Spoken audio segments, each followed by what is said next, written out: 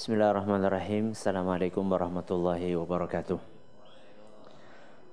Alhamdulillahirrabbilalamin. Wassalatu wassalamu ala nabiyina Muhammadin wa ala alihi wa sahbihi ajma'in wa ba'd.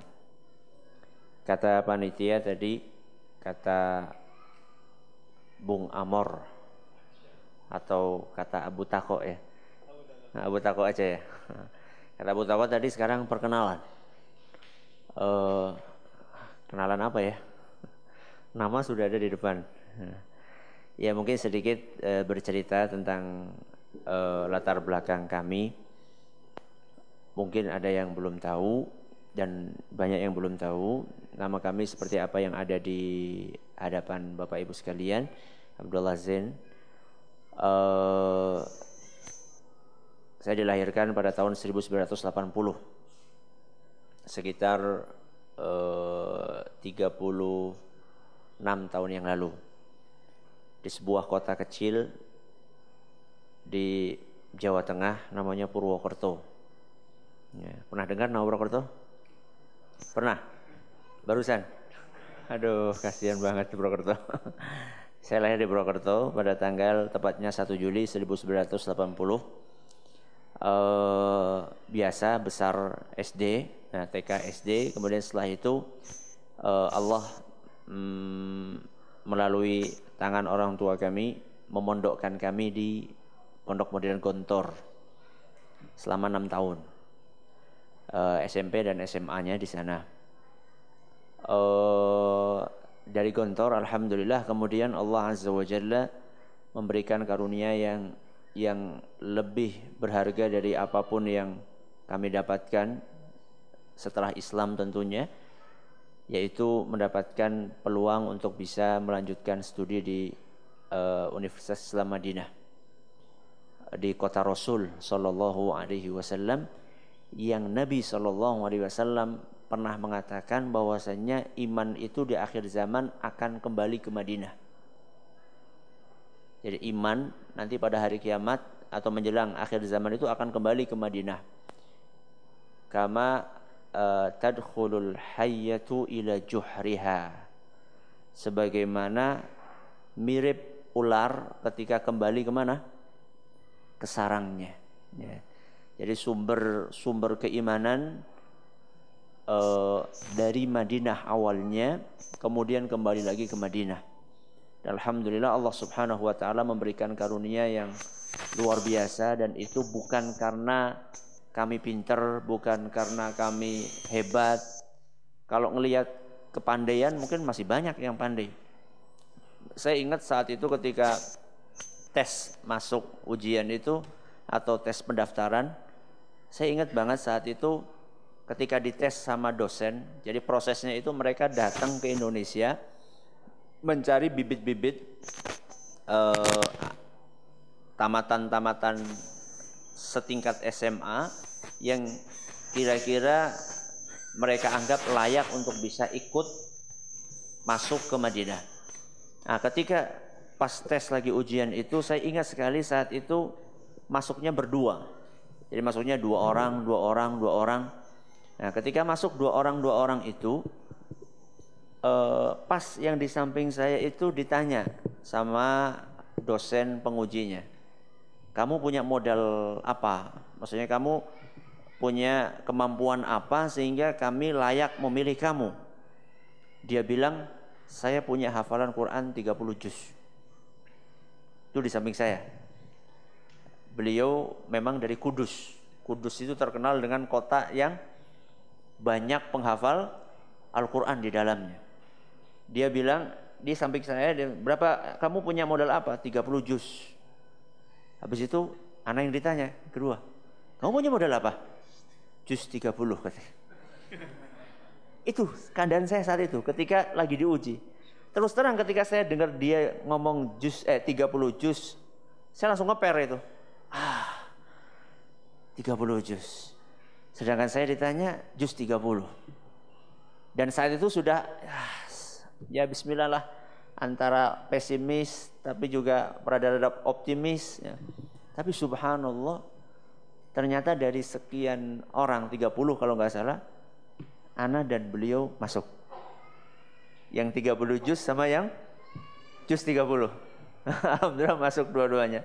Makanya anak katakan tadi, kami di Madinah itu bukan karena kami pintar, bukan karena kami hebat, tapi karena karunia dari Allah Azza wa Jalla sehingga kami mendapatkan kesempatan untuk belajar di sana. Alhamdulillah begitu selesai S1, Allah Azza wa Jalla memberikan kesempatan untuk bisa melanjutkan ke S2. Totalnya 10 tahun. Ya, totalnya 10 tahun. Kok kayak kuliah di Indonesia Ustaz, lama banget ya. Karena saat itu ketika S1 ya biasa S1 4 tahun, 1 tahun sebelumnya ada persiapan bahasa, makanya 5 tahun. S2-nya 4 tahun. Kemudian S1-nya itu persiapan nunggu ujian tesis. Ya, nunggu ujian tesis saja 1 tahun. Akhirnya total 10 tahun di Madinah. Ketika akan melanjutkan ke S3, Allah Subhanahu wa taala menakdirkan bapak kami Allah yarham meninggal dunia, sehingga kami harus pulang untuk melanjutkan pesantren yang sekarang kami asuh yang namanya Tunas Ilmu. Namanya Tunas Ilmu, yang mungkin menurut sebagian orang kok ada pesantren namanya apa? Tunas Ilmu. Kayak ada sebagian orang komentar kayak nama TK katanya. Ya biarin aja. Maksud saya Tunas Ilmu ini akan menjadi tunas-tunas ilmu dimanapun santri-santri itu berada, menumbuhkan ilmu dimanapun dia berada. Ini sedikit perkenalan tentang kami, karena tadi diminta oleh panitia untuk mengenalkan diri. Semoga bermanfaat buat oh ya, keluarga. Saya seorang suami dari 1 istri. Alhamdulillah. Ya, saat ini, nggak tahu besok. Mudah-mudahan istiqomah. Istiqomah apa dulu? Ya, saya suami dari 1 istri. Saat ini putra baru 3. Semoga bisa nambah. Ya. Anak pertama usia 11 tahun. Atau 10 tahun, 10 mau ke 11. Anak yang kedua usia kurangi 3, 8 tahun, 7 mau ke 8. Anak usia yang ketiga dikurangi 3 lagi, yaitu sekitar 5 mau ke 6. Itu anak-anak kami, dan alhamdulillah 3-tiganya joko-joko kata orang Jawa, laki-laki semuanya. Ya, laki-laki semuanya. Nggak tahu kalau ternyata keempat kelima itu bisa jadi Pandawa 5. Nah, ada yang tahu Pandawa 5? Masa nggak ada orang Jawa di sini? Nah, ada lah Pandawa 5 ya. Tapi nggak tahu lah nanti yang keempat, yang kelima laki-laki atau perempuan, ya kita serahin aja sama Allah Subhanahu wa taala. Itu sedikit tentang keluarga kami. Semoga apa yang kami sampaikan bisa diambil ibrahnya. Oh ya. Ibu ya, sekarang saya bersama dengan ibu kami, ibu kandung kami. Alhamdulillah beliau bisa ikut bersama kami karena bapak sudah meninggal dunia. Sekarang tinggal ibu kami yang ya saya berharap semoga saya bisa memanfaatkan masa berharga ini untuk mencari jalan ke surga. Karena Nabi kita sallallahu alaihi wasallam menyebutkan bahwasannya orang tua itu adalah pintu surga. Al-walidu awsatu abwabil jannah. Orang tua itu adalah salah satu pintu tercepat yang akan mengantarkan seorang ke surga. Makanya bersyukurlah di antara hadirin yang membawa siapa? Orang tuanya ke sini. Ya, semoga itu bisa mengantarkan kemana? Ke surga Allah Azza wa Jal. Wallahu ta'ala ala wa alam. Ini yang dapat kami sampaikan, kurang lebihnya kami mohon maaf. Untuk berikutnya akan disampaikan oleh kakak ipar kami. Ini kakak saya, kakak ipar, tapi kakak ketemu gede ya, beliau nikah sama kakak perempuan saya. Beliau Ustaz Zaid Susanto, nanti akan beliau sampaikan sendiri perjalanan hidup beliau secara ringkas. Wallahu ta'ala ala wa alam. Assalamualaikum warahmatullahi wabarakatuh. Insyaallah, syukur Ustaz. Apa dong Ustaz langsung? Nanti ana masih mau tanya-tanya sama Ustaz Zaid tentang bagaimana Purbolinggo, bagaimana Nas Ilmu. Tapi kita kasih kesempatan dulu sama Ustadz Zaid sekarang. Ya. Syukran Ustadz. Bismillahirrahmanirrahim. Assalamualaikum warahmatullahi wabarakatuh. Alhamdulillah wassalatu wassalamu ala Rasulillah wa ala alihi wa sahbihi wa man tabi'ahum bi ihsan ila yaumil qiyamati wa ba'd. Bapak-bapak dan ibu-ibu, saudara-saudari, adik-adik yang hadir di ruangan ini, rahimani wa rahimakumullah. Sejarah tidaklah terlalu jauh, riwayat hidup juga tidak terlalu jauh, karena kami memang juga tempatnya tidak terlalu jauh. Kami berasal dari satu kabilah, yaitu Bani Ngapak. Sama-sama kalau ngomong itu ya ngapak-ngapak gitu. Makanan kami berbeda dengan bapak-bapak kebanyakan di sini. Cara masak kami juga berbeda, cara goreng kami juga berbeda. Kalau di sini makan sego, di sana harus pakai sega. Begitu. Ini mungkin sebagian tidak paham gitu. Yang jelas itulah Bani Ngapak ya. Saya berasal dari sebuah kota kecil juga, bahkan lebih kecil daripada Purbalingga. Kalau Purbalingga itu sebuah kota yang adipura ya. Kalau tempat saya itu betul-betul terpencil. Akan tetapi kalau bapak-bapak lewat jalur selatan, Purwokerto, kemudian mau mampir Jogja, di pinggir jalan ada warna putih-putih banyak. Orang jualan buah. Pernah mampir ke sana? Ada buah namanya buah bengkoang atau besusu. Ya. Nah, pokoknya kalau sudah lewat jalur selatan itu, begitu deretan buah-buah itu muncul, itulah desa kelahiran saya, yaitu Perembun, Kebumen, Jawa Tengah. Nama saya dilahirkan dengan sebuah nama yang cukup Jawani. Nama saya adalah Susanto Triantoro bin Sugeng Suntoro bin Sonto Miharjo Sakniko Tengayojo Karto. Jadi ya, ini nama saya. Kemudian saya diberi atau saya memberi nama sendiri karena saya suatu saat jalan-jalan ketika pulang dari SMA lewat sebuah gereja. Di gereja itu setiap hari saya lewati kalau pulang sekolah, pulang SMA, namanya Santo Paulo. Maka kemudian kok saya timbul semangat, mosok sih nama saya harus sama dengan gereja. Maka saya akhirnya cari nama-nama sendiri, akhirnya saya ketemukan nama siapa? Zaid. Ini untuk mempermudah saja. Adapun nama asli saya yang diberikan oleh orang tua saya adalah Susanto Triantoro. Dan sebelumnya saya juga punya nama lain, yaitu nama Doso Condro Susantoro. Itu nama yang diberikan oleh nenek saya. Kemudian oleh bapak saya diganti menjadi Susanto Triantoro. Kenapa saya disebut Doso Condro Susantoro? Karena saya Doso itu 10, Condro itu bulan. Saya 10 bulan di perut ibu saya. Ya, Doso Condro Susantoro. Jadi anak yang berbakti kepada orang tua yang telah berdiam di perut ibunya selama 10 bulan. Itu artinya begitu. Doso Condro Susantoro. Nek wong Jawa niku akeh banyak filosofinya begitu. Nah, kemudian setelah saya SD, kemudian enggak banyak perbedaan belajar, kemudian SMP, kemudian SMA. Selepas SMA tahun 1993, karena saya terlahir adalah 10 Juni tahun 1975, sekitar itu ya. 1975 berarti usia saya sekarang mungkin sudah memasuki kepala 4 ya, walaupun kepala saya tetap 1. Usia saya sekitar 40 tahun sampai 41 tahun. Kemudian setelah SMA saya sempat melanjutkan pendidikan ke Akademi Penilik Kesehatan atau yang terkenal dengan AKL ya, Akademi Kesehatan Lingkungan, Penilik Lingkungan. Kemudian saya tidak sempat selesaikan belajar saya kemudian berlatih atau kursus dengan sebuah kursus yang nantinya akan bermanfaat bagi saya dan bagi sebagian teman-teman saya, yaitu kursus mijet yang nantinya akhirnya ada sejarah tersendiri saya nanti di kemudian hari.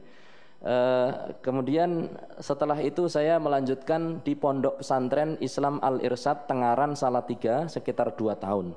Setelah itu saya alhamdulillah ketika terjadi diadakannya pendaftaran mahasiswa atau seleksi mahasiswa untuk ke Madinah yang berhak untuk menerima beasiswa di pondok beliau, yaitu Pondok Pesantren Darussalam Gontor. Kalau beliau tuan rumah, maka saya adalah tamunya. Saya datang dari jauh ke pondok beliau, tidur di emperan masjid, digigiti nyamuk, sementara beliau di tempat yang nyaman. Belum kenal sama saya. Tapi setahun kemudian saya dan beliau diperkenalkan, yaitu tepatnya sekitar tahun 2000. Berarti 15 tahun yang lalu itu perkenalan pertama saya.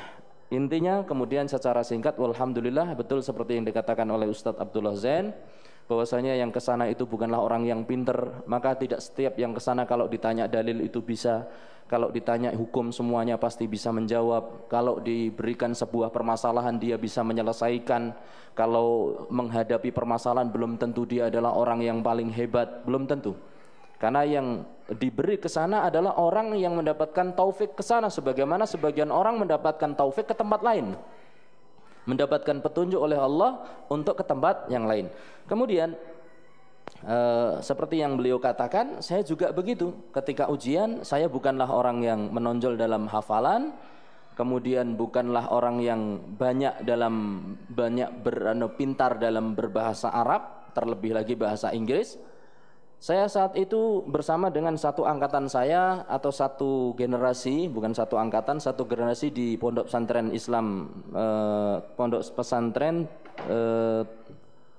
Al-Irsyad Al-Islami. Angkatan atau generasi saya itu banyak yang hafal Quran. Ya, di antaranya ada yang 30 juz seperti yang beliau katakan. Akan tapi memang ujian saat itu betul-betul ketat dan sangat menegangkan. Sehingga ketika seorang di antara kita ditanya dan diuji hafalannya, beliau salah dalam menjawab, itu wajar ya, karena dalam kondisi yang tegang. Singkat cerita, saya diterima walhamdulillahirabbil alamin ya. Kemudian kita bersama-sama di Madinah. Saya dengan beliau sama-sama sekolah belajar disebut dengan persiapan bahasa selama 1 tahun. Ya, kemudian setelah itu beliau mengambil kuliatul hadits, saya mengambil kuliatul asy-syariah, dan kita berdua walhamdulillah sebelum selesai S1 kita sudah mengambil S3 ya, jadi S3 ya. Tahun kedua kita kuliah di sana ya. Saat itu saya dikenalkan oleh, mungkin sebagian bapak-bapak kenal dengan namanya Ustadz Abdullah Taslim ya. Beliau mengenalkan kakak beliau ke saya ya. Ini Z, ada akhwat, ada wanita begini siap dinikahi ya, ternyata adalah kakaknya beliau. Jadilah mau tidak mau saya kakaknya dia. Walaupun dari segi ilmu tentunya adalah saya jauh dari sebagai seorang kakak. Ala kulli hal, kemudian kami belajar bersama 4 tahun, lulus S1 bersama. Kemudian setelah itu beliau melanjutkan ke S2. Saya pun sudah berusaha untuk melanjutkan ke S2, akan tapi Allah menentukan lain. Saya saat itu diterima di Diploma Tinggi Program Peradilan dan Politik Islam, Diplom Al-Ali lil Qadha wa Siyasah Asy-Syar'iyyah.